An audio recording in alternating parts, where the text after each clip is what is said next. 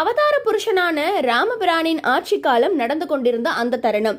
அப்பொழுது அரசவைக்கு வெளியே ஓயாமல் ஒரு நாய் குரைத்து கொண்டே இருந்ததாம். ஸ்ரீ ராமச்சந்திர பிரபு அது என்ன சத்தம் என்று பார்ப்பதற்காக லக்ஷ்மணனை அனுப்பினாராம்.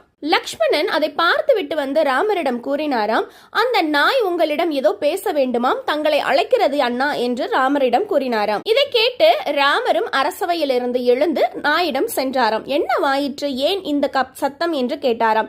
அதற்கு அந்த நாய் பதில் கூறியது, சுவாமி, எனக்கு மிகவும் பசியாக இருந்தது.